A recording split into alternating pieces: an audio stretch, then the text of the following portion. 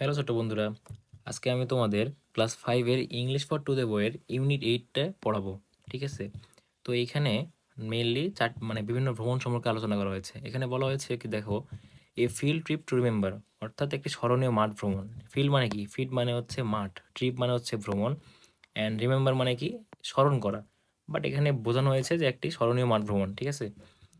Look at the pictures, অর্থাৎ ছবিগুলোর দিকে তাকাও। লুক মানে তাকানো, অ্যাট মানে দিকে এখানে বোঝানো হয়েছে, অ্যান্ড পিকচার্স, খেয়াল রাখবে এখানে পিকচার্স বলছে, অর্থাৎ ছবিগুলো।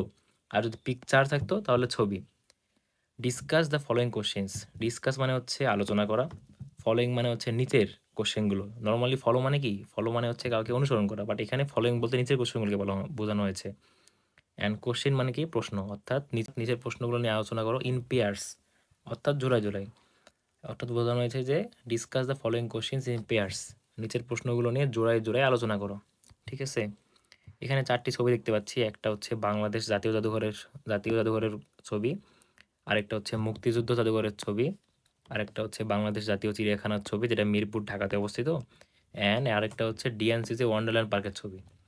ঠিক আছে? এই 4টি ছবি নিয়ে আলোচনা করতে বলা হয়েছে এখানে। ওকে, এখানে আমরা 3টা প্রশ্ন দেখতে পাচ্ছি। চলো তাহলে আমরা প্রশ্নের দিকে। তো দেখো, 1 নম্বর প্রশ্নে বলা হয়েছে যে হোয়াট ডু দ্য পিকচার সে, অর্থাৎ ছবিগুলো তোমাকে কি বলে।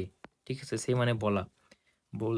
তো এটার অ্যান্সার হচ্ছে কি, দিস পিকচার্স টেল অ্যাবাউট, এই ছবিগুলো আমাদেরকে বলে, অ্যাবাউট মানে কিছু সম্পর্কে বলে, সাম মানে হচ্ছে কিছু, এই ছবিগুলো আমাদেরকে বলে বলে সাম বাংলাদেশ ট্যুরিস্ট প্লেসেস, অর্থাৎ সাম মানে কিছু, বাংলাদেশ মানে তো বাংলাদেশ, টুরিস্ট প্লেসেস মানে হচ্ছে ভ্রমণের স্থান, অর্থাৎ এই ছবিগুলো আমাদের বাংলাদেশের কিছু ভ্রমণ করা যায় এরকম স্থান সম্পর্কে বলে।